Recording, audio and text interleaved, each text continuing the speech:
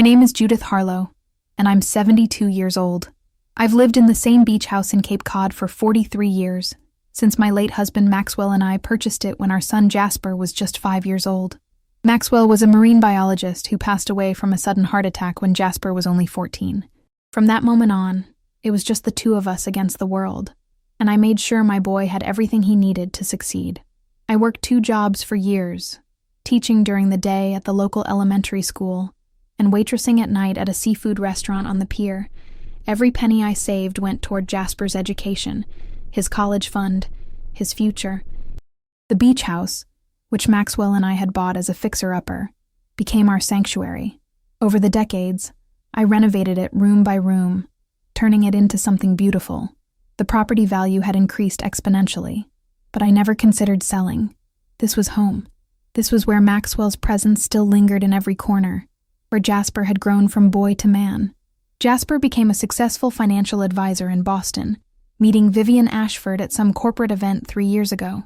She was 42, sophisticated, always impeccably dressed, with the kind of confidence that came from old money. Her family owned restaurants throughout New England, and she carried herself like someone who had never wanted for anything.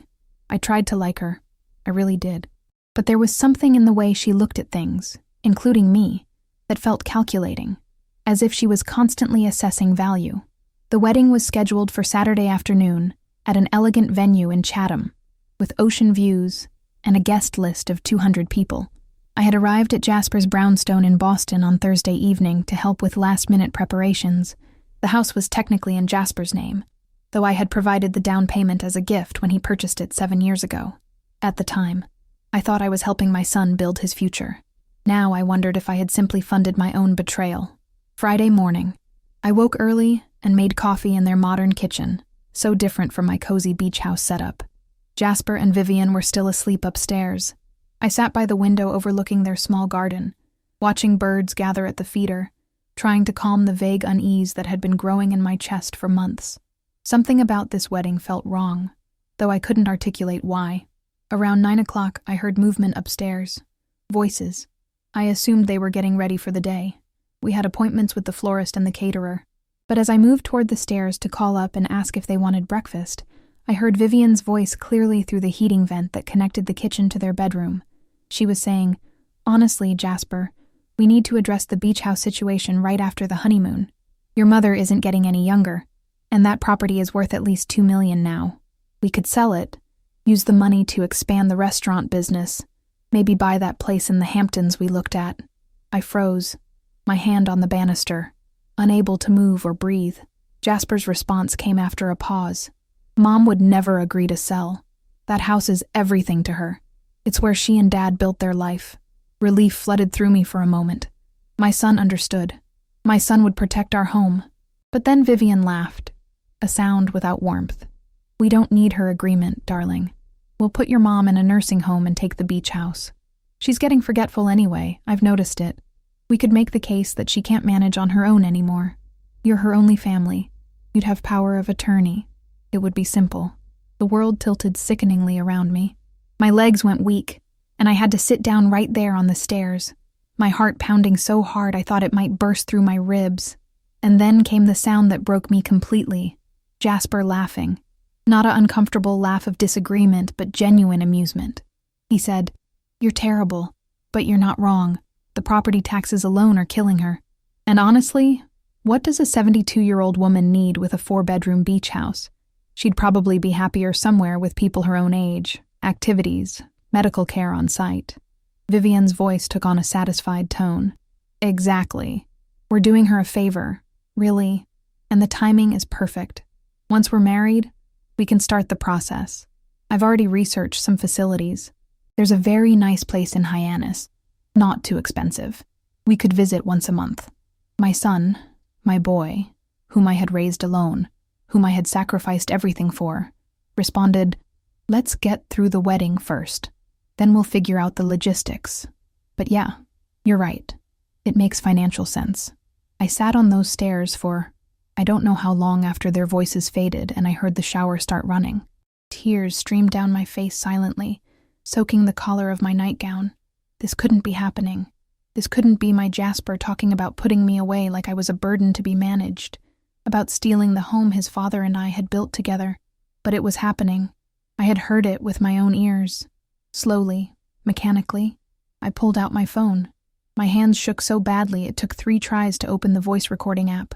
Thank God I had been recording bird songs earlier in the week, and the app was still active. I went back upstairs as quietly as possible and stood outside their bedroom door. The shower was still running. Vivian was singing something off-key. I held my phone near the heating vent and waited. It took about 10 minutes, but eventually they started talking again. This time I captured every word. Vivian detailing which nursing homes she had researched. Jasper discussing how to approach the topic with me. Both of them laughing about how I wouldn't see it coming because I trusted my son completely. They were right about that. I had trusted him completely. Past tense. When I had enough recorded evidence, I retreated to the guest room where I was staying and sat on the bed, staring at my phone. The recording was clear, undeniable. My son and his bride-to-be planning to steal my home and warehouse me in a nursing facility so they could fund their luxury lifestyle. I didn't cry anymore. Something had shifted inside me, hardened. The shock was being replaced by something else. Cold, clear fury. I spent the rest of Friday playing the role they expected. Sweet, slightly befuddled elderly mother, grateful to be included in the wedding preparations. I smiled through the florist appointment. I complimented Vivian's choices at the caterers. I hugged Jasper and told him how proud his father would be, all while the recording burned like acid in my phone, and my mind worked through what I needed to do. That night, back at their brownstone for the rehearsal dinner, I excused myself early, claiming exhaustion. Once in the guest room, I made phone calls, first to my lawyer, Martin Hutchins, whom I'd known for 30 years. He was initially reluctant to conduct business on a Friday night, but when I told him it was an emergency and played him the recording, his tone changed completely. We talked for over an hour. Martin explained my options, and they were better than I'd hoped. You see, what Jasper didn't know, what I had never told him, was that the brownstone he lived in wasn't technically his. When I had provided the down payment 7 years ago, my lawyer had advised me to protect that investment. The deed was in my name, with Jasper listed as a co-owner, but the legal structure was such that I maintained controlling interest. I could sell the property without his consent. It had seemed like unnecessary paranoia at the time, something Martin insisted on for tax purposes and asset protection. Now it was going to save me. Chapter 2. The Day of Reckoning. I barely slept that night. Every time I closed my eyes, I heard Vivian's laugh and Jasper's casual agreement to discard me like I was nothing more than an inconvenient asset. By the time dawn broke over Boston, painting the sky in shades of pink and gold, I had made my decision. The wedding was at 2 p.m. I had exactly 6 hours to execute my plan. At 7 a.m., I called Martin again. He had already been working, bless him, and had the paperwork ready. We arranged to meet at his office at 8. I dressed carefully in a simple navy dress, did my makeup to hide the shadows under my eyes, and left the brownstone before Jasper or Vivian woke. I left a note saying I had gone for a walk to clear my head before the big day. At Martin's office, I signed the documents that put the brownstone on the market immediately. Martin had contacts with real estate agents who specialized in quick sales to investors. The property was in excellent condition, in a desirable Boston neighborhood. He was confident we could have an offer by Monday, possibly even over the weekend from investors who liked to move fast. But I went further than that. I also revised my will, removing Jasper as the sole beneficiary, and instead establishing a trust that would donate the majority of my assets, including the beach house, to the Cape Cod Land Trust for conservation after my death. Jasper would receive a small inheritance, enough to be respectable but nothing like what he was expecting. The bulk would go to preserving the coastal environment his father had loved so much. I also granted power of attorney to Martin, ensuring that no one, not Jasper, not anyone, could make decisions about my care or my property without my explicit consent while I was still capable. And I had Martin draft a letter to be delivered to Jasper after the wedding, explaining exactly why I had done what I did. By 11 a.m., everything was signed, notarized, and filed. The brownstone had already attracted interest from 3 potential buyers. Martin assured me he would handle everything.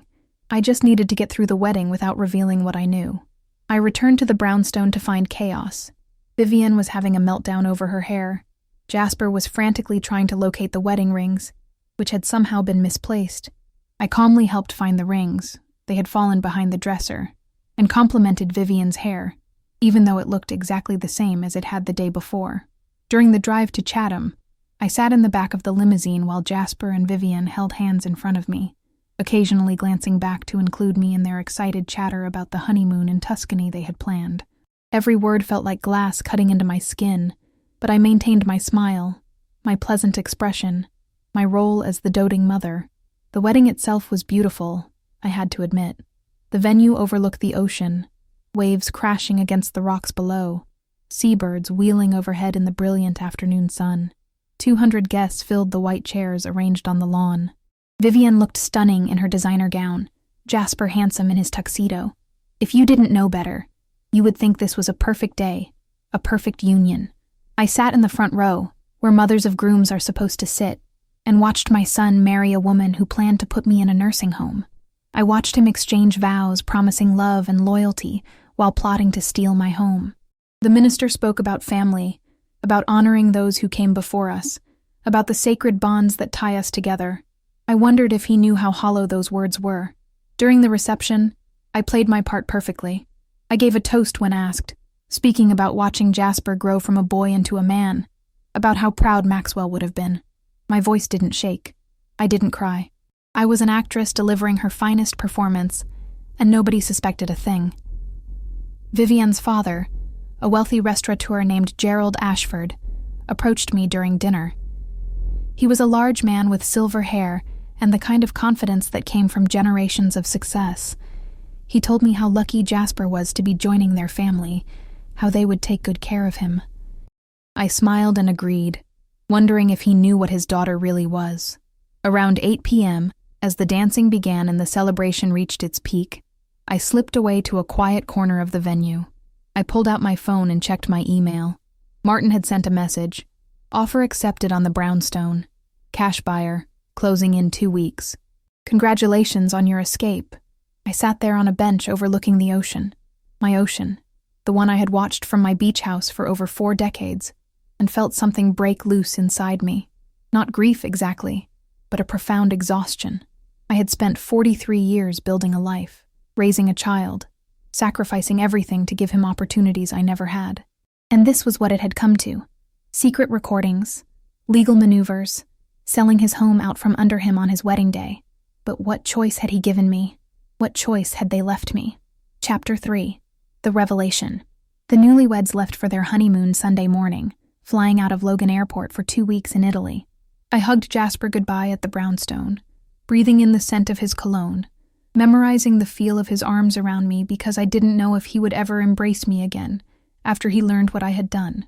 Vivian's farewell was perfunctory, a quick air kiss near my cheek, her mind already on Tuscan villas and Roman ruins. She had won, or so she thought. She had married into my family, secured her claim on what she believed would soon be hers. I could see the satisfaction in her eyes. I smiled and waved as they drove away, then returned to the brownstone for the last time. Over the next few days, I systematically removed every personal item I had ever given Jasper. Photographs from his childhood that I had framed and placed around his home, the quilt his grandmother had made that hung in the guest room, kitchen items I had bought for him when he first moved in. I packed everything carefully, loading boxes into my car. The real estate agent, a sharp woman named Patricia Chen, had already been through the property with potential buyers. The cash offer had come from an investment company that planned to renovate and flip the brownstone. They wanted to close quickly, and Martin had negotiated terms that were favorable to me. Jasper would receive nothing from the sale since the down payment I had provided years ago had been structured as a loan, not a gift, and he had never paid it back. The remaining equity was mine. I left the brownstone for the last time on Wednesday, exactly 1 week after the wedding. I didn't look back as I drove away. That chapter was closed. Back at my beach house in Cape Cod, I fell into a routine of waiting. The closing on the brownstone was scheduled for the following Monday. Jasper and Vivian would return from their honeymoon on Friday. Martin's letter would be delivered to them Saturday morning, explaining everything. Those days of waiting were some of the strangest of my life. I walked the beach for hours, watching the tide come in and go out, constant and reliable in ways that people never were. I sat on my deck and watched the sunset paint the sky in colors that seemed too beautiful for the ugliness I was dealing with. I cooked meals for one and ate them in silence, practicing for a future that would be lonely, but at least honest. My neighbor, Dorothy Finch, a woman in her 80s who had lived next door for as long as I had been there, noticed my mood. She came over with a casserole Thursday evening, letting herself in through the back door as she always did. Dorothy was one of those rare people who could read silence. She didn't ask what was wrong. She simply sat with me on the deck, two old women watching the ocean, and eventually I told her everything. The overheard conversation, the recording, the sale of the brownstone, all of it. When I finished, she was quiet for a long time. Then she said, "You did the right thing. You protected yourself. That's not something to feel guilty about." But I did feel guilty. Despite everything, despite the betrayal, I felt like I had failed somehow. Failed as a mother to raise a son with better values. Failed as a person to command more loyalty. Failed to see who Jasper really was before it came to this. Dorothy put her weathered hand over mine. "You can't control what other people become. You gave him everything you had. What he chose to do with that was his decision, not yours. And when he showed you who he was, you believed him. That takes strength." Chapter 4. The Aftermath. Friday arrived. Jasper and Vivienne would be landing that evening. Martin had arranged for the letter to be delivered to their hotel Saturday morning. They were staying at a luxury property in Boston, rather than going to the brownstone, probably to extend the honeymoon feeling. I spent Friday cleaning my beach house obsessively, scrubbing floors that were already clean, organizing closets that were already organized. Anything to keep my hands busy and my mind from imagining Jasper's face when he read Martin's letter. The letter was thorough. It included a transcript of the recorded conversation, an explanation of the brownstone's sale, details about my revised will, and my reasons for everything. Martin had written it in legal language, but with enough emotional context to make my position clear. I had overheard their plan, I had protected myself, and I was deeply hurt by my son's betrayal. Saturday morning came. I knew the letter would be delivered at 10 a.m. I sat on my deck with coffee I couldn't drink, watching the clock, wondering. My phone rang at 10:47 a.m. It was Jasper. I let it ring 4 times before answering, my hand shaking so badly I almost dropped the phone. His voice exploded through the speaker. "What the hell have you done? You sold my house. My house." I responded calmly, though my heart was racing. It was my house. Jasper. Legally. Financially mine. I provided the down payment structured as a loan. You never repaid it. I maintained controlling ownership. All documented in the paperwork from 7 years ago that you never bothered to read. The silence on the other end was profound. Then, "This is insane. You're being paranoid and vindictive. We never seriously talked about putting you in a home. Vivienne we were just discussing options theoretically. You've completely overreacted." I pulled up the recording on my phone and played it for him through the speaker. Vivienne's voice, clear as crystal. "We'll put your mom in a nursing home and take the beach house." Jasper's laugh, their detailed discussion of facilities, timing, logistics. When it finished, the silence was even deeper. Finally, Jasper's voice came, smaller now. "You recorded us. You were spying on us in our own home." I said, "I was protecting myself from being stolen from and discarded by my own son." "Tell me, Jasper, which is worse, recording a conversation I happened to overhear, or planning to steal your elderly mother's home and put her away so you could fund your lifestyle?" I heard Vivienne in the background, her voice sharp and angry, though I couldn't make out the words. Then Jasper again. "We need to talk about this in person. I can't believe you're doing this." I told him, "We can talk, but the brownstone sale is final. The closing was Monday. The money is in my account, and my will has been revised. The beach house will go to conservation when I die, not to you. You'll get a small inheritance, but that's all." Vivienne's voice grew louder in the background. I heard her say clearly, "Sue her. We'll sue her for everything." I laughed, a sound without humor. "Go ahead. Martin has all the documentation.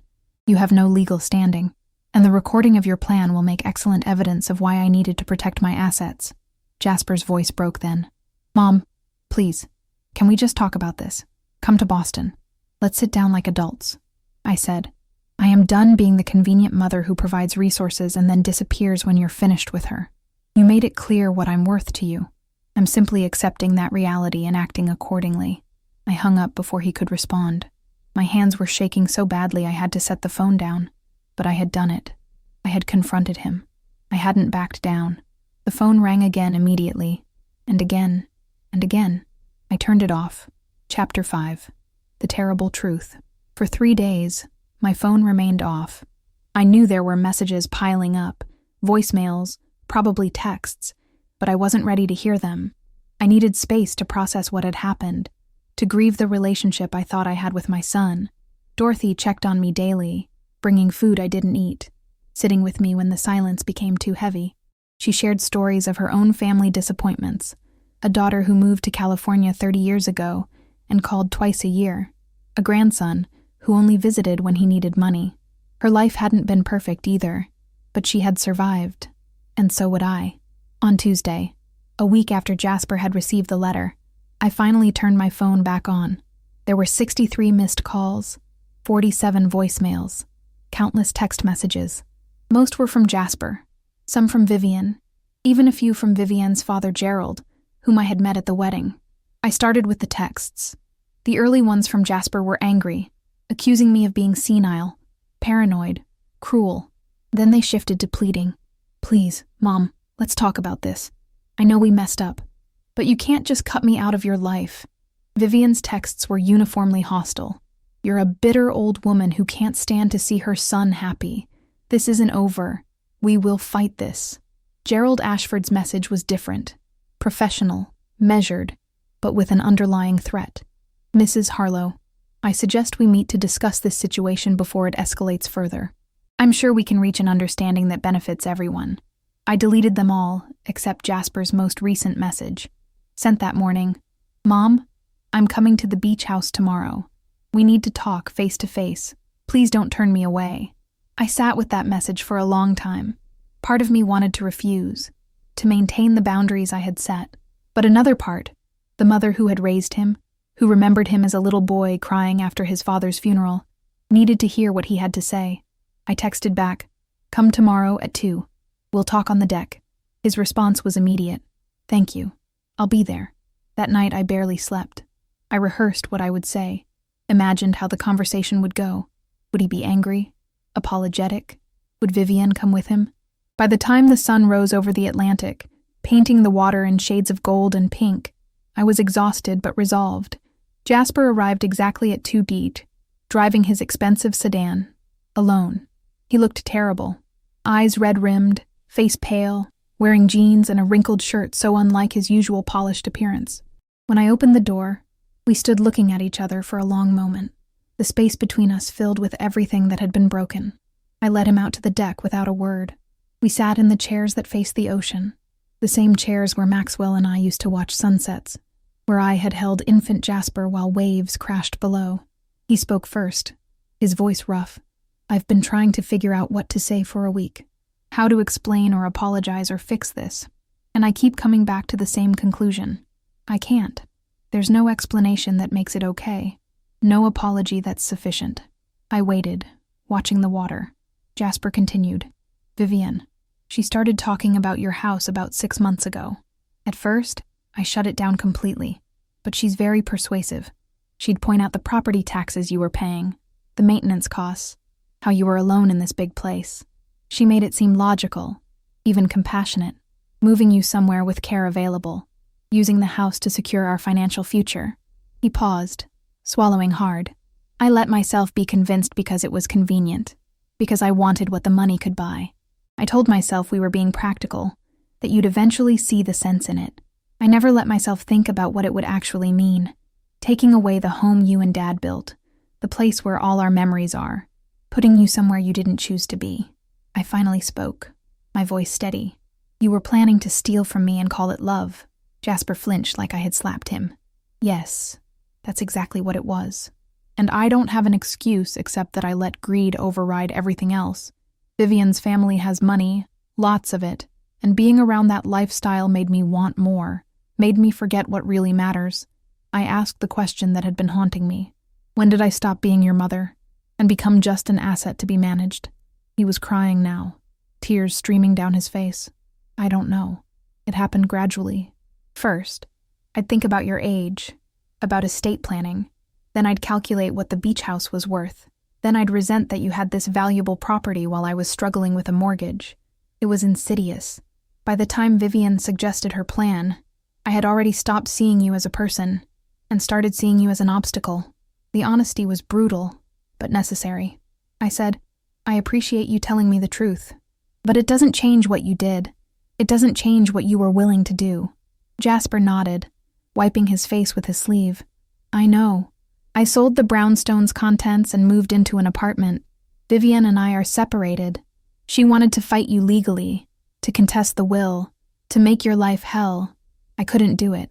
When I finally let myself see what we had planned, really see it, I felt sick. I still feel sick. I turned to look at him. Then, this middle-aged man who was my son, seeing both the little boy he had been and the person he had become. What do you want from me, Jasper? Forgiveness? Permission to feel better about yourself? His voice was barely a whisper. I don't know if I deserve either. I needed you to know that I understand what I almost did, that I'm horrified by it, and that losing you, losing your respect and love, is worse than losing any house or any amount of money. We sat in silence for a long time, the ocean providing the only sound, waves rolling in, eternal and indifferent to human pain. Chapter 6. The Cost of Choices. After Jasper left that day, I felt hollowed out, empty in a way that went beyond simple sadness. He had been honest, perhaps more honest than he had been in years, but honesty after betrayal was like trying to unbreak a mirror. You could see all the pieces, understand how they once fit together, but they would never form a whole reflection again. Over the following weeks, Jasper tried to rebuild some kind of relationship with me. He called every Sunday, awkward conversations where we talked about weather and superficial things, carefully avoiding the chasm between us. He sent flowers for no occasion, with cards that said things like, thinking of you, and I'm sorry. Each gesture felt genuine but insufficient. Band-aids on a wound that required surgery. I learned through these conversations that his marriage to Vivian had indeed ended. She had wanted to fight, to contest my will, to sue for emotional distress, to find any legal avenue to get what she felt she was owed. When Jasper refused to participate, she had served him with divorce papers. The marriage had lasted exactly 6 weeks. Part of me felt satisfaction at this news, which made me feel petty and small. But another part recognized it as evidence that Jasper had at least chosen integrity over money, even if that choice came too late to save our relationship. Dorothy and I talked about it over tea one afternoon in early autumn, sitting on my deck as leaves began to turn and the air took on that crisp quality that precedes winter. She said, "Forgiveness doesn't mean forgetting. It doesn't mean trusting again like nothing happened. Sometimes forgiveness just means deciding not to let bitterness poison what's left of your life." I asked her, "Have you forgiven your daughter for abandoning you?" Dorothy smiled sadly. "I've forgiven her for being human and flawed and selfish. I haven't forgiven her enough to pretend we have the relationship she claims we do when she calls twice a year. There's a difference." That distinction helped me understand what I felt. I could forgive Jasper for being weak, for making terrible choices under pressure, but I couldn't pretend those choices hadn't revealed something fundamental about his character, something that changed how I saw him forever. In November, Jasper asked if he could come for Thanksgiving. It would just be him. Vivian was completely out of the picture, and he had nowhere else to go. After much deliberation, I agreed. The holiday was strange. We cooked together, Jasper making his father's favorite stuffing recipe from memory, me preparing the turkey the way I had done for 40 years. We set the table for 2, and the absence of Maxwell felt heavier than usual, as if his ghost was judging us for letting his family fracture this way. During dinner, Jasper told me about his life. He had downsized considerably, moving from the luxury apartment to a modest place in Quincy. He was seeing a therapist, working through what he called the warped value system he had developed. He had cut ties with Vivian's social circle, recognizing how toxic that influence had been. He said, "I'm trying to become someone Dad would have been proud of. I know I failed that for a long time." I reached across the table and took his hand. The first time I had voluntarily touched him since the wedding. Your father would be disappointed in your choices, but he would also believe in your ability to change. He always believed people could be better than their worst moments. Jasper's eyes filled with tears. Do you believe that? I answered honestly. I'm trying to. After Thanksgiving, something shifted slightly. Not forgiveness exactly, not restoration of what we'd had before, but perhaps the beginning of something new. A relationship built on truth rather than assumptions. On honesty rather than obligation. Chapter 7. The Winter of Reckoning. Winter came to Cape Cod with its usual ferocity. The beach house, so charming in summer, became a fortress against howling winds and freezing spray. I spent January largely alone, reading by the fire, taking short walks when the weather permitted, thinking about the past year and what it had taught me. Martin Hutchins visited in February, bringing documents for me to review. The trust for the beach house was secure, the conservation easement properly established. After my death, this land would remain wild and protected, never to be developed or sold.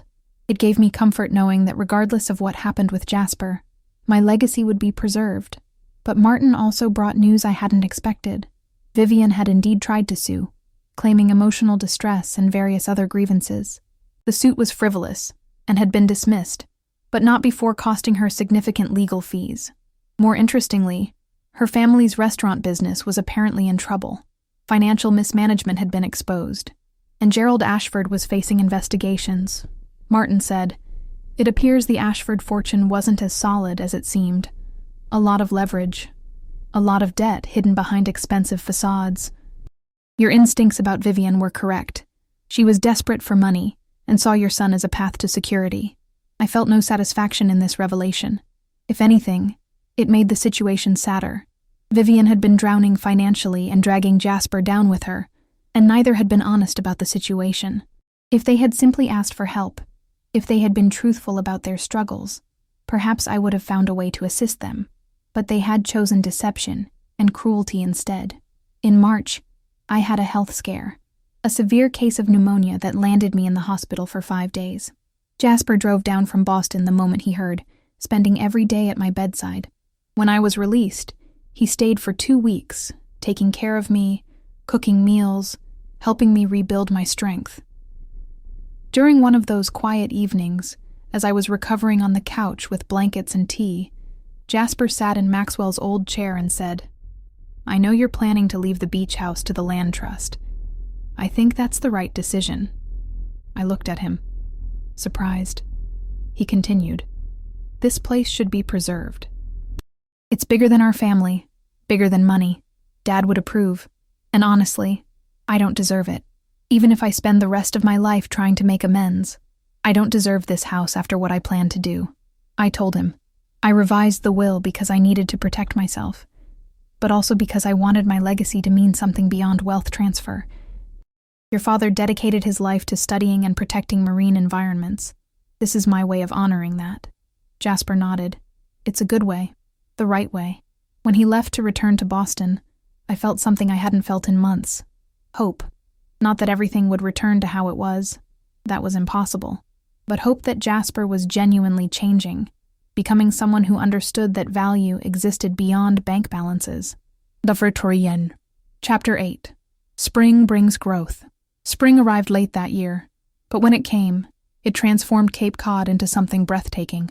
My garden, which I had neglected during the winter, burst into bloom with minimal care, daffodils and tulips pushing through the earth with determined vitality. Jasper's visits became more regular, usually on weekends. We developed new rituals: Saturday morning walks on the beach, Sunday breakfasts on the deck when weather allowed. We talked about his therapy sessions, about the insights he was gaining into how he had lost his way. He explained that much of it stemmed from the years after Maxwell died, when he had watched me struggle financially. He had internalized a fear of poverty, a determination never to be in that position. But instead of driving him to work hard and build sustainable wealth, it had made him susceptible to shortcuts, to schemes, to the toxic influence of someone like Vivian who promised easy access to money. I shared my own revelations from therapy. Yes, I had started seeing someone too, a recommendation from Dorothy who said everyone could use help processing trauma. My therapist, Dr. Marianne Chen, helped me understand that I had enabled some of Jasper's entitlement by always putting his needs first, by never allowing him to struggle or fail, by swooping in to solve his problems with money I could barely afford. Dr. Chen had said, "You taught him that Mom was a bank, not a person. When he needed something, you provided it, often at great personal cost. He learned to see you as a resource. You didn't intend that, but it was the pattern you established." This was painful to acknowledge, but true. I had thought I was being a good mother by sacrificing everything for Jasper's comfort and success. Instead, I had raised someone who took my sacrifices for granted and felt entitled to more. Jasper and I talked about this honestly one Sunday in May, sitting on the deck as boats dotted the horizon. I told him, "I made mistakes too. I taught you that you were the center of the universe, that my needs didn't matter as long as you were happy. That's not how healthy relationships work." He absorbed this, then said, "We both have to learn new patterns. I have to learn that relationships aren't transactional, that love doesn't come with a price tag. You have to learn that you're valuable for who you are, not just for what you provide." It was the most mature conversation we had ever had, and it gave me hope that maybe, eventually, we could build something real. In June, I did something unexpected. I invited Jasper to go through Maxwell's old things with me, boxes I hadn't been able to touch in the 28 years since his death. We spent a weekend going through photographs, field notes, research papers, the accumulated artifacts of a life devoted to science and the ocean. Jasper found a letter his father had written to him, intended to be opened when he graduated college. Somehow it had gotten mixed in with other papers and never delivered. We both cried as Jasper read it aloud. Maxwell's words about integrity, about the importance of character over achievement, about how true wealth was measured in relationships and experiences, not possessions. The letter concluded, "Son, the world will try to convince you that success means accumulating things, but I've spent my life studying the ocean, and the ocean doesn't care about what you own. It cares about who you are. Be someone the ocean would respect. Deep, powerful, ever-changing but fundamentally true to your nature." After reading it, Jasper sat in silence for a long time. Then he said, "I forgot who I was supposed to be, or maybe I never really knew, but I want to figure it out now." Chapter 9. The Harvest of Truth. Summer brought tourists to Cape Cod, and with them a vibrancy that contrasted sharply with the quiet introspection of winter and spring. I found myself volunteering at the local Marine Education Center, sharing Maxwell's research and my own decades of living beside the ocean with visitors who wanted to understand this ecosystem better. Jasper came down for a week in July, his first real vacation in years. We spent it simply, fishing off the pier, cooking the catch for dinner, walking the beaches, talking about everything and nothing. He had left his phone mostly untouched, a conscious choice to disconnect from the constant pressure of work and expectations. One evening, as we watched the sunset paint the sky in impossible colors, he said, "I've been thinking about selling the financial advising business. I don't think I'm cut out for it anymore. The whole industry is about maximizing returns, accumulating wealth, and I've learned the hard way that focusing on money to the exclusion of everything else destroys what matters." I asked what he would do instead. He shrugged. "I don't know yet. Maybe something with environmental conservation, honoring Dad's work, maybe teaching, something that feels meaningful rather than just profitable." The fact that he was even considering this showed how much he had changed. The old Jasper, the one who had married Vivian and planned to steal my house, would never have walked away from money voluntarily. In August, I had another visitor, Vivian. She showed up unannounced on a Tuesday afternoon, driving a car much less expensive than the luxury sedan she had driven to the wedding. She looked different, too. Less polished, more worn, vulnerability showing through the cracks in her usual armor. I almost didn't let her in, but curiosity won out. We sat on the deck, awkwardly, two women who had almost become family and instead became adversaries. Vivian spoke first. "I know I have no right to be here. I know what I did was unforgivable. I'm not here to ask for forgiveness or to make excuses. I needed you to understand something." I waited, silent. She continued. "My family is bankrupt. Everything we had was leveraged and fake. I grew up thinking we were wealthy, but it was all debt and pretense. When I met Jasper, I saw stability, real assets, a chance to escape the house of cards my father had built. I convinced myself that taking your house was justifiable, because you were old and didn't need it, because we were young and struggling. She paused, tears running down her face. I turned you into a thing rather than a person. I dehumanized you to make my greed acceptable, and I destroyed my marriage and any chance of happiness because I couldn't see beyond money. I asked, "Why are you telling me this?" Vivian wiped her face. "Because I'm in therapy now, working through why I became someone capable of planning such cruelty. My therapist suggested I needed to make amends, to acknowledge the harm I caused. I'm not asking you to forgive me. I just needed you to know that I see what I did, that I'm not the same person who stood in Jasper's bedroom planning to warehouse you in a nursing home." We sat in silence for a while. Finally, I said, "I appreciate you coming here. I appreciate the honesty. But you're right. I'm not ready to forgive. Maybe someday, but not today." Vivian nodded. "I understand. Thank you for listening." After she left, I felt strangely lighter. Her acknowledgement of wrongdoing didn't erase what had happened, but it closed a loop somehow, provided an ending to that chapter. Chapter 10. Autumn Reflections. By October, nearly 2 years had passed since the wedding that had destroyed and rebuilt my relationship with my son. The leaves turned brilliant colors, and tourists disappeared, leaving Cape Cod to those of us who loved it in its quieter seasons. Jasper had indeed sold his financial advising business, taking a significant loss, but freeing himself from work he no longer believed in. He had enrolled in a master's program in marine conservation at UMass, following in his father's footsteps decades later. He was living simply, in a small apartment near campus, and seemed genuinely happier than I had seen him in years. We talked on the phone weekly now, visits less frequent because of his school schedule, but more meaningful when they happened. He shared what he was learning about ocean acidification, plastic pollution, the complex ecosystems Maxwell had dedicated his life to understanding. I shared stories about Maxwell's work, filling in context that Jasper had been too young to remember or understand when his father was alive. In November, on what would have been Maxwell's 82nd birthday, Jasper drove down with a proposal. He wanted to create a scholarship in Maxwell's name at his university, funding students who showed promise in marine biology but lacked financial resources. He had saved some money from the business sale and wanted to use it this way. I was moved beyond words. This was the son I had hoped to raise, someone who thought about legacy in terms of impact rather than inheritance, who understood that the best way to honor someone was to forward their values. I contributed to the scholarship fund as well, and together we established something that would help dozens of students over the years. It felt right in a way that few things had in the past 2 years. Dorothy attended the small ceremony at the university when the scholarship was announced. Afterward, over dinner, she raised her glass to Maxwell, who raised a fine son, and to Judith, who didn't give up on that son even when he gave her every reason to. I corrected her gently. Jasper raised himself. He chose to become better. I stayed alive long enough to see it happen. But that wasn't entirely true, and Jasper said as much. "Mom, you could have cut me off completely. You would have been justified. The fact that you left the door open, even a crack, gave me something to work toward. Don't minimize your role in this." Chapter 11. Winter's Wisdom.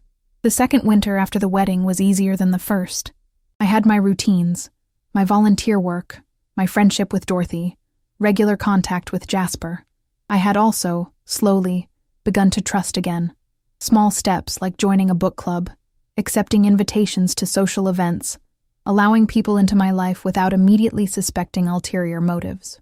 Dr. Chen and I talked about this progress during our sessions. She pointed out that trauma's legacy isn't just the immediate damage, but the way it teaches us to protect ourselves, sometimes excessively. Learning to trust again after betrayal is as much an act of courage as the initial survival. In January, I received an unexpected letter. It was from Gerald Ashford, Vivian's father. He was writing from a federal facility where he was serving time for financial fraud. The letter was remarkable in its humility and honesty. He wrote, "Mrs. Harlow, I am writing to apologize for the culture of greed and dishonesty I created in my family. Vivian learned from me that appearances mattered more than integrity, that wealth was the measure of worth. I taught her to see people as assets or liabilities rather than as human beings. What she planned to do to you was a direct result of my failures as a father. I cannot undo the harm I caused, but I wanted you to know that I see my responsibility in it.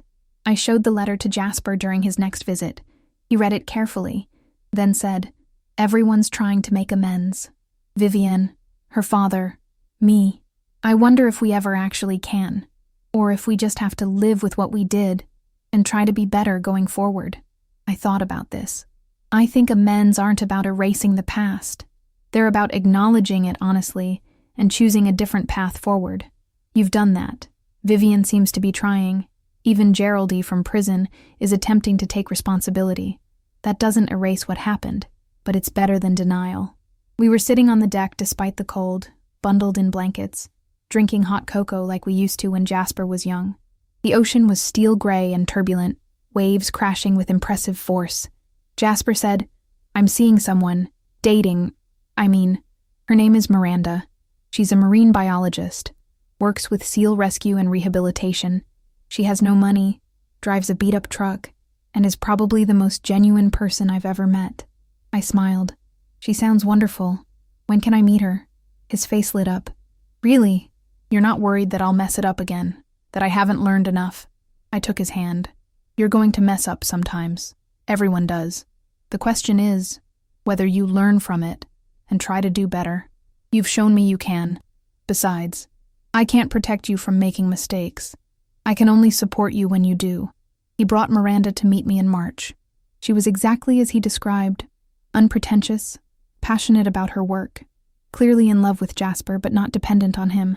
They had the kind of easy partnership that comes from shared values rather than shared bank accounts. During dinner, Miranda told me about the SEAL Rehabilitation Center where she worked, about the challenges of marine conservation in an era of climate change. She asked about Maxwell's work, genuinely interested, and I found myself sharing stories I hadn't told in years. After they left, Dorothy came over for tea. She had met them briefly and wanted my assessment. I told her, "She's good for him. She doesn't need him to be anything other than who he is." That's what he needed, someone who values him for his character, not his earning potential. Dorothy smiled. "You've come a long way, Judith. 2 years ago, you wouldn't have been able to be happy for him." She was right. 2 years ago, I was too hurt, too angry, too protective of myself to feel genuine joy for Jasper's happiness. The fact that I could now showed my own growth, my own healing. Chapter 12. The Legacy. Spring arrived for the 3rd time since the wedding, and with it, my 75th birthday. I had initially planned to spend it quietly, maybe a dinner with Dorothy and a phone call with Jasper. But Jasper had other ideas. He showed up on a Saturday morning in early May with Miranda, Dorothy, whom he had secretly coordinated with, and a picnic basket. We spent the day on the beach, the 4 of us, celebrating not just my birthday, but survival, growth, change. During lunch, Jasper gave me a gift, a leather-bound journal filled with photographs and stories he had collected from people whose lives Maxwell's work had impacted. Former students, fellow researchers, environmental organizations that used his findings. Page after page of testimonials about how Maxwell's dedication to understanding and protecting marine ecosystems had created ripples that extended far beyond his lifetime. I cried reading it, overwhelmed by the reminder that Maxwell's life had mattered, that his work continued influencing people decades after his death. Jasper said, "Dad's legacy isn't in money or property. It's in changed minds and protected ecosystems and scientists he inspired. I wanted you to see that, and I wanted you to know that I'm trying to create a similar legacy, not through financial success, but through meaningful work." Later, as the sun began to set, Miranda excused herself for a walk, giving Jasper and me privacy. We sat on a driftwood log, watching the waves, comfortable in silence. Finally, Jasper spoke. "Mom, I know I can never fully make up for what I plan to do. The trust between us is different now, and it always will be. But I want you to know that you saved my life by standing up to me. If you hadn't stopped us, if you had just let it happen, I would have spent the rest of my life as someone capable of doing terrible things and justifying them. You forced me to see who I was becoming, and it horrified me enough to change." I squeezed his hand. "You saved yourself. I just held up a mirror."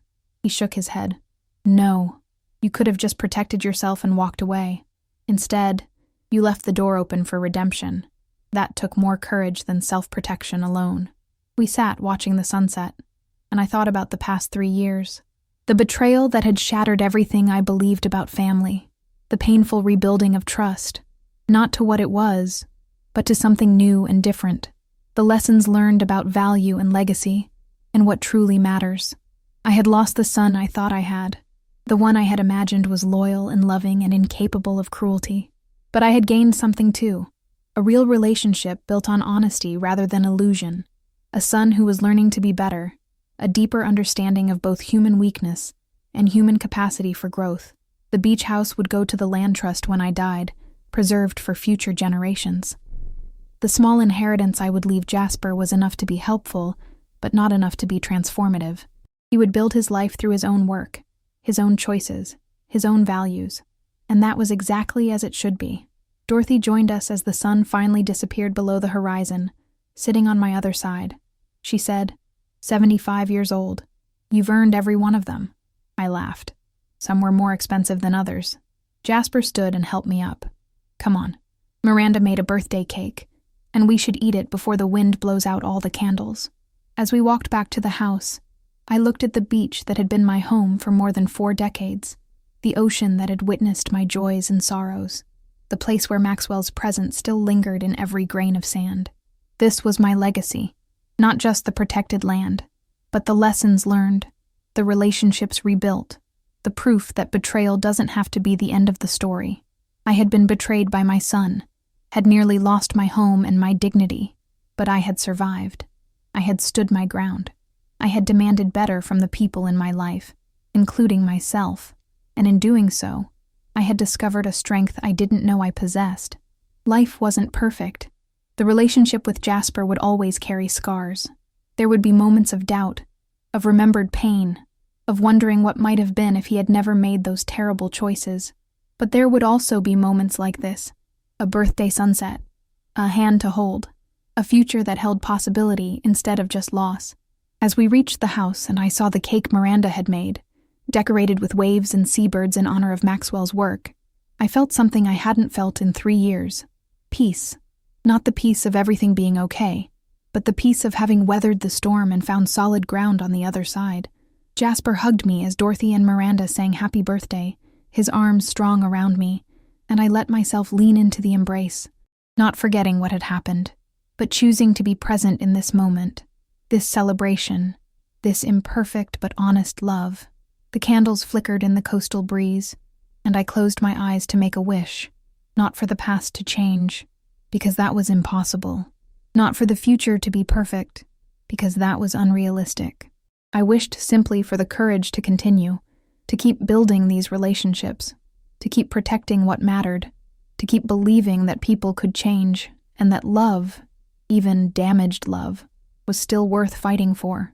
I blew out the candles, and everyone cheered. The cake was chocolate, my favorite. The company was good.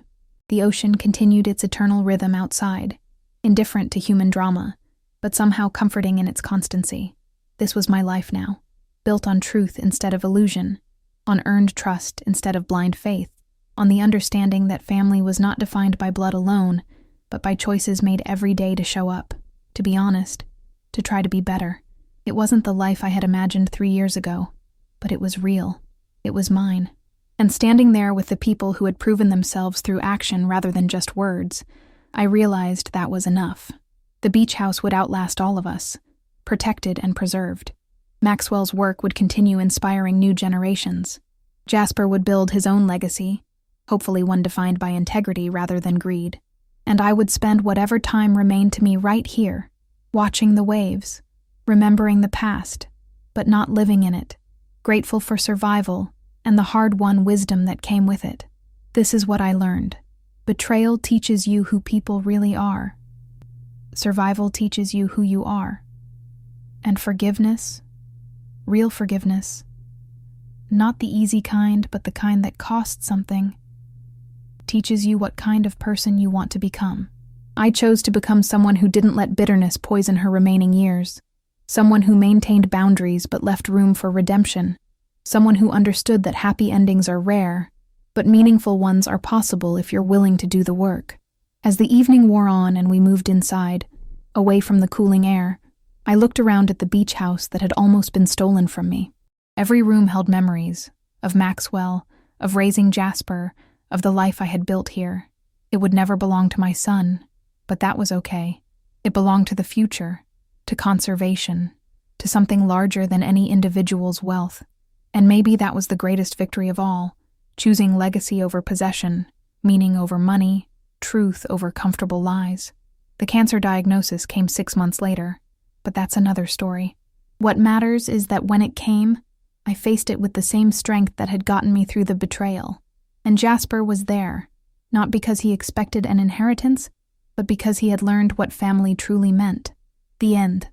El viento de octubre azotaba la costa de Cape Cod con esa fuerza particular que anuncia el invierno cercano. Yo estaba sentada en mi silla del porche, envuelta en la manta de lana que Maxwell me había regalado en nuestro 20º aniversario, observando cómo las gaviotas luchaban contra las ráfagas mientras buscaban su último alimento del día. Tenía 78 años ahora, y mi cuerpo sentía cada uno de esos años en las articulaciones que protestaban con el clima frío, en la visión que requería lentes más fuertes cada año, en el cansancio que llegaba más temprano cada noche, pero estaba viva. Y eso, considerando todo lo que había pasado, era un triunfo en sí mismo. El tratamiento contra el cáncer había sido brutal. 6 meses de quimioterapia que me dejaron débil, nauseabunda, calva bajo los pañuelos coloridos que Dorothy me ayudó a elegir. Jasper había estado presente en cada cita médica, sosteniendo el recipiente cuando vomitaba, preparando las comidas blandas que eran lo único que podía tolerar, leyéndome en voz alta cuando estaba demasiado cansada para sostener un libro. Miranda también había sido una presencia constante, trayendo remedios naturales que complementaban el tratamiento médico, investigando dietas que ayudaban a combatir los efectos secundarios, simplemente sentándose conmigo en silencio cuando las palabras eran demasiado. Se habían casado el año anterior en una ceremonia pequeña en la playa, justo aquí frente a mi casa. Yo había caminado por el pasillo con Jasper, entregándolo simbólicamente a esta mujer que lo amaba por quien era, no por lo que poseía. La ironía no se me escapaba. 3 años antes, Jasper se había casado con Vivian en una ceremonia lujosa llena de falsedad. Ahora se había casado nuevamente, con los pies descalzos en la arena, vistiendo ropa simple, rodeado solo de las personas que realmente importaban. La diferencia entre esas 2 bodas era la diferencia entre quien había sido y quien se había convertido. El cáncer estaba en remisión ahora, aunque los doctores me habían explicado con cuidado que remisión no significaba he curado, significaba que por ahora mi cuerpo había ganado esta batalla.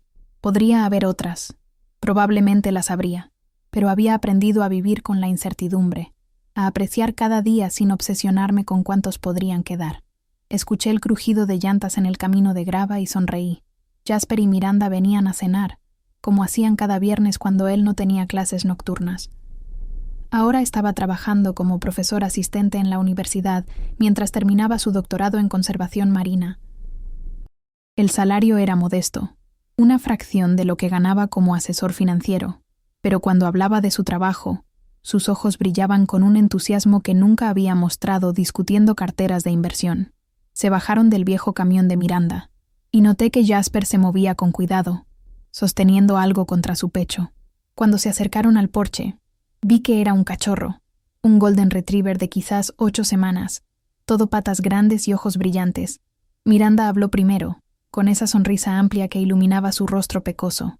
Judith, tenemos noticias. Y un regalo. Bueno, 2 regalos técnicamente. Jasper subió los escalones y colocó el cachorro en mi regazo. El pequeño animal inmediatamente comenzó a lamer mi cara con entusiasmo desbordado, haciéndome reír de una manera que sentía en todo el cuerpo. Había pasado tanto tiempo desde que había reído así, con alegría pura, sin las sombras de dolor o traición o miedo. Le pregunté mientras acariciaba el pelaje suave del cachorro. ¿Qué es esto? Jasper se arrodilló junto a mi silla, su rostro serio pero feliz. Mamá, el doctor Chen dice que los perros ayudan con la recuperación del cáncer, compañía, motivación para caminar, reducción del estrés.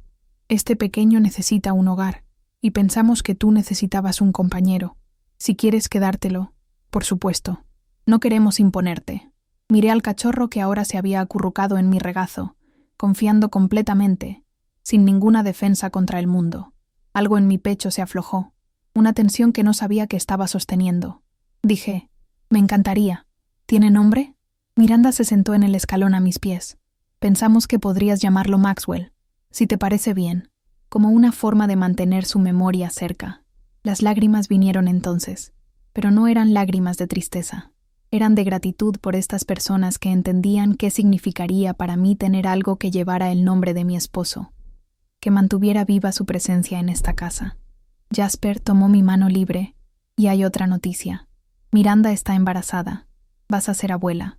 El mundo se detuvo por un momento. Abuela. Un nieto o nieta que crecería conociendo el océano, aprendiendo sobre conservación y legado y lo que realmente importaba en la vida. Un niño que tendría padres que habían aprendido las lecciones difíciles sobre valores y prioridades. Pregunté con voz temblorosa. ¿Cuándo? Miranda respondió. Abril, justo cuando la primavera regrese a Cape Cod. Esperábamos que, si te sientes bien para entonces, por supuesto, pudieras estar en la sala de partos con nosotros. Asentí, incapaz de hablar, sosteniendo al cachorro Maxwell contra mi pecho, mientras procesaba esta noticia. La vida continuaba. A pesar de la traición, a pesar del cáncer, a pesar de todas las formas en que el mundo había tratado de romperme, la vida encontraba la manera de continuar. Esa noche cenamos en la mesa de la cocina que había visto miles de comidas familiares. Jasper había cocinado pasta con salsa de mariscos, una receta de su padre que finalmente había perfeccionado después de años de práctica. Miranda había traído ensalada de su pequeño jardín. Yo contribuí con el pan casero que Dorothy me había enseñado a hacer durante mi recuperación, cuando necesitaba actividades que mantuvieran mis manos ocupadas. Durante la cena, hablamos sobre el bebé. Estaban pensando en nombres. Si era niño, posiblemente Maxwell, continuando el legado. Si era niña, consideraban Judith, aunque yo les dije que preferiría que eligieran algo fresco, algo que fuera completamente del bebé. Jasper compartió que había recibido una oferta para convertirse en profesor titular, un reconocimiento extraordinario considerando que aún no había completado su doctorado. Su investigación sobre restauración de arrecifes de ostras había atraído atención internacional.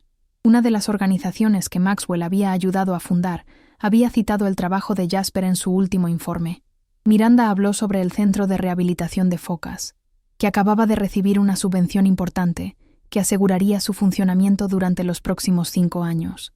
Parte de ese dinero vendría de la beca Maxwell Harlow, el programa que Jasper y yo habíamos establecido. El círculo se completaba de maneras hermosas e inesperadas. Después de la cena, cuando el cachorro Maxwell estaba dormido en su nueva cama junto a la chimenea, los tres salimos al porche a pesar del frío. El cielo estaba despejado, las estrellas brillantes y abundantes ahora que la temporada turística había terminado, y las luces de la ciudad estaban distantes. Jasper rompió el silencio. Mamá, hay algo más que necesito decirte. He estado en contacto con Vivian. Mi cuerpo se tensó automáticamente. Miranda notó y puso su mano sobre mi brazo en apoyo silencioso.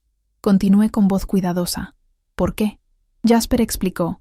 Ella está haciendo un programa de 12 pasos, trabajando en hacer las paces con las personas que lastimó.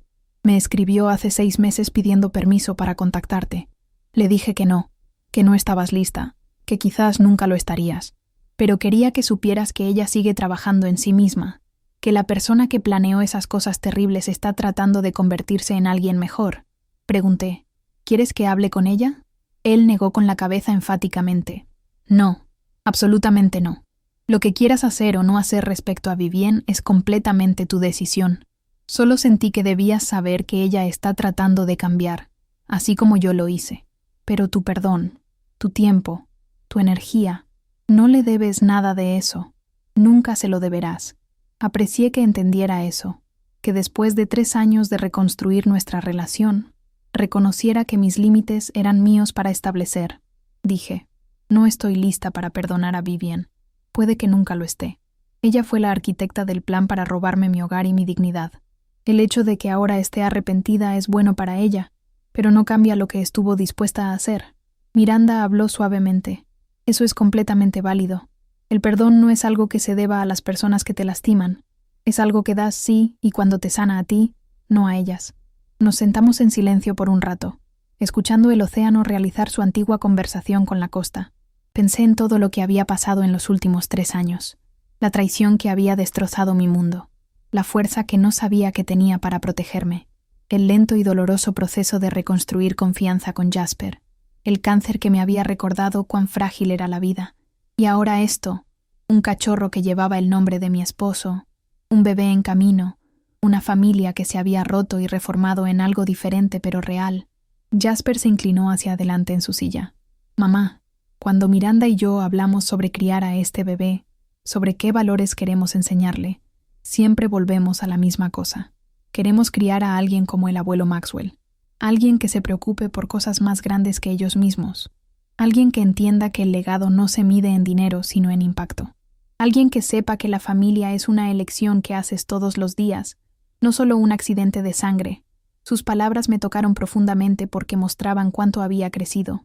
El Jasper que se había casado con Vivian nunca habría dicho esas cosas, ni siquiera habría pensado en esos términos.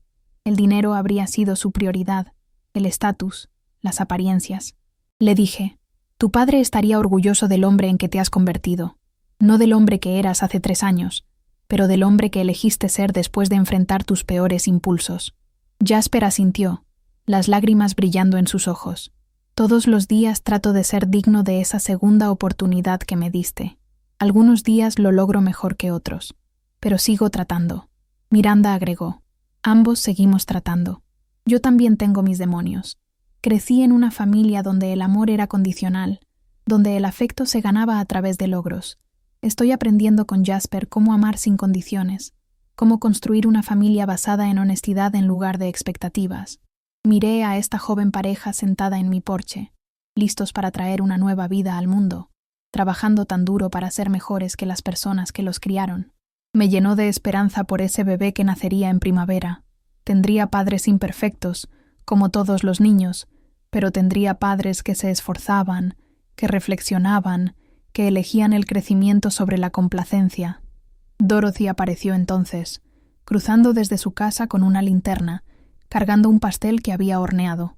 A sus 85 años, todavía insistía en cuidar de mí, en traer comida, en asegurarse de que no estuviera sola demasiado tiempo. Ella anunció, escuché que hay celebraciones. Nadie celebra sin pastel de Dorothy. Los invitamos adentro, y cortamos el pastel, de zanahoria, mi favorito, mientras Dorothy encantaba a Miranda con historias de Cape Cod en las décadas pasadas. El cachorro Maxwell se despertó y mendigó migajas, sus ojos grandes imposibles de resistir. Alrededor de las 10, cuando Dorothy se fue a casa y Miranda comenzó a lavar los platos a pesar de mis protestas, Jasper me llevó aparte a la sala de estar donde las fotografías de Maxwell aún cubrían las paredes. Me dijo en voz baja, hay algo más. He estado trabajando en un proyecto los últimos 6 meses. Una biografía del trabajo de papá, compilando su investigación, entrevistando a sus colegas, documentando su impacto en la conservación marina. Encontré un editor interesado. Se publicará el próximo año. Toqué el marco de una fotografía de Maxwell en su bote de investigación. Joven y apuesto y tan vivo. Él habría odiado la atención. Jasper sonrió. Lo sé, pero su trabajo merece ser reconocido. Y pensé, si me queda poco tiempo contigo, por el cáncer o por la vida en general, quiero asegurarme de que la historia de nuestra familia esté documentada. No solo los logros de papá, sino también las lecciones difíciles que ambos aprendimos sobre lo que realmente importa. Entendí lo que estaba diciendo. El cáncer podría regresar. Podría no tener mucho tiempo. Y quería asegurarse de que ese bebé que nacería en primavera conociera a sus abuelos, incluso si nunca llegara a conocernos en persona. Le dije, entonces escribe la verdad, todo, incluyendo tus errores, especialmente tus errores, porque las lecciones más valiosas vienen de reconocer dónde nos equivocamos y cómo elegimos ser mejores. Él asintió. Ya lo estoy haciendo. No es fácil escribir sobre planear robarte, sobre ser tan ciego y codicioso, pero es la verdad, y la verdad es lo único que vale la pena dejar atrás. Nos abrazamos entonces, padre e hijo reunidos por elección en lugar de solo por sangre, unidos por el trabajo duro de reconstruir lo que había sido roto. Cuando finalmente se fueron esa noche, Miranda conduciendo el viejo camión con cuidado por el camino oscuro, me quedé en el porche con el cachorro Maxwell dormido en mis brazos. Las estrellas brillaban arriba, las mismas estrellas que Maxwell y yo habíamos observado durante décadas, las mismas que observarían mucho después de que todos nosotros nos hubiéramos ido. Pensé en el bebé que vendría en primavera, en cómo crecería escuchando historias sobre bisabuelos que amaban el océano, sobre padres que habían cometido errores terribles pero habían elegido ser mejores, sobre una bisabuela que se había negado a ser víctima incluso cuando le dieron todas las razones para hacerlo. Ese niño aprendería que la familia era complicada, que las personas podían traicionarte terriblemente, y aún así ser dignas de una segunda oportunidad si hacían el trabajo para cambiar, que el perdón era posible pero nunca obligatorio, que la fuerza a veces significaba establecer límites, y otras veces significaba dejar que esos límites se suavizaran lo suficiente para permitir que el amor regresara. Entré finalmente, el frío haciéndose demasiado intenso incluso para mi resistencia. Acosté al cachorro en su cama y me preparé para dormir, el ritual nocturno familiar y reconfortante. Antes de acostarme, me detuve frente al espejo del baño. Mi reflejo me devolvió la mirada. Una mujer de 78 años, calva bajo el pañuelo que todavía usaba, aunque el cabello estaba comenzando a crecer de nuevo, más delgada de lo que había estado en décadas gracias al cáncer, con arrugas que contaban la historia de cada alegría y cada dolor. Pero mis ojos estaban claros, mi postura era recta, y cuando me sonreí a mí misma, la mujer en el espejo sonrió de vuelta con algo que se parecía a la paz. Había sobrevivido a la traición, había sobrevivido al cáncer, había reconstruido una relación con mi hijo que era más honesta y real que la que habíamos tenido antes. Había aprendido a protegerme sin cerrarse completamente. Había descubierto que la fuerza no significaba no ser lastimada, sino levantarse después de ser derribada. El legado que dejaría no sería la casa de playa, aunque esa también importaba. Sería el ejemplo de cómo enfrentar la traición con dignidad, cómo establecer límites mientras se deja espacio para la redención, cómo amar con ojos abiertos en lugar de fe ciega. Me acosté en la cama que había compartido con Maxwell durante tantos años, escuchando el océano a través de la ventana abierta. El cachorro Maxwell roncaba suavemente desde su cama en el piso. La casa crujía con sus sonidos familiares, asentándose en la noche, y por primera vez en 3 años, me dormí sintiéndome completamente en paz. No porque todo estuviera perfecto, nunca lo estaría. No porque el dolor hubiera desaparecido, algunas cicatrices nunca sanan completamente, sino porque había hecho las paces con la realidad imperfecta de mi vida. Jasper nunca sería el hijo que había imaginado criar, pero era el hijo que tenía, el que había elegido el camino difícil de la redención, cuando podría haber elegido el resentimiento. Miranda nunca reemplazaría a una nuera que me hubiera amado desde el principio, pero era una nuera que me respetaba, que valoraba mi sabiduría, que quería que su hijo me conociera. El bebé que vendría traería nueva vida a esta familia que había muerto y renacido. Y yo, si tenía suerte, tendría tiempo suficiente para sostener a ese niño, para contarle historias sobre su bisabuelo, para enseñarle que el océano guarda todos nuestros secretos y nunca juzga. Soñé esa noche con Maxwell.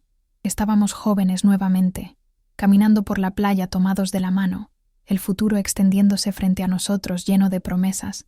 En el sueño, él me preguntó si había valido la pena. Toda la lucha, todo el dolor, todas las formas difíciles en que la vida nos había probado. Le dije lo que sabía que era verdad, que valía la pena, que cada cicatriz tenía su propósito, que el amor, incluso cuando era imperfecto e irregular y venía con condiciones, todavía valía la pena luchar por él. Él sonrió, esa sonrisa que había amado durante todos nuestros años juntos, y me dijo: «Entonces has aprendido lo que el océano trata de enseñarnos, que las olas seguirán viniendo, algunas te derribarán, pero siempre tienes la opción de levantarte y volver a intentarlo». Me desperté con el amanecer, luz dorada derramándose a través de la ventana, el cachorro Maxwell lamiendo mi mano, el océano rugiendo su saludo matutino. Un nuevo día había comenzado. El cáncer podría regresar o no. Jasper podría mantener su crecimiento o tropezar. El bebé nacería saludable o enfrentaría desafíos. No había garantías, no había certezas, pero había esto: el sol saliendo sobre el agua, un cachorro que necesitaba ser alimentado, un café que hacer, una vida que vivir, un día a la vez, con honestidad y fuerza, y el tipo de amor que sobrevive precisamente porque ha sido probado. Me levanté, me vestí y salí al porche con mi café. El océano se extendía hasta el horizonte, constante e inmutable, y yo estaba aquí para verlo, para apreciarlo, para estar agradecida por cada día adicional que me había sido dado. La traición me había enseñado el costo del amor ciego. El cáncer me había enseñado la fragilidad de la vida. Pero la supervivencia me había enseñado que era más fuerte de lo que nunca había imaginado, más resiliente de lo que me había dado crédito, más capaz de alegría a pesar del dolor. Esta era la sabiduría de 78 años, ganada a través del fuego de la traición y la enfermedad, que la vida te romperá una y otra vez, pero cada vez tienes la opción de cómo te reconstruyes. Puedes hacerte más duro, más cerrado, más amargo, o puedes hacerte más sabio, más selectivo sobre a quién dejas entrar, pero aún capaz de amor cuando se gana. Yo había elegido la sabiduría, había elegido la fuerza con flexibilidad, había elegido protegerme sin volverme impenetrable, y mientras miraba al cachorro Maxwell jugando con una concha marina en el porche, mientras pensaba en el bebé que vendría en primavera, mientras sentía la brisa del océano en mi rostro, supe que había tomado las decisiones correctas, no las decisiones fáciles, no las decisiones que evitaban el dolor, sino las decisiones que honraban tanto mi valor como mi capacidad de crecimiento, tanto mi necesidad de protección como mi deseo de conexión. El legado de Maxwell continuaría a través del trabajo de Jasper y la beca que llevaba su nombre. El legado de esta casa continuaría a través de la conservación que la preservaría para siempre. Y mi legado, mi verdadero legado, sería el ejemplo de una mujer que se negó a ser definida por la traición que sufrió, sino por cómo respondió a ella. El sol subió más alto, quemando la niebla matutina. Otro día había comenzado, y yo estaba viva para verlo. Cicatrizada, sí, cambiada, sin duda, pero viva, fuerte, y en paz con la mujer en la que me había convertido a través de todo esto. Eso, al final, era todo lo que podía pedir. Fim del epílogo. Cloud é uma IA e pode cometer erros. Por favor, verifique as respostas.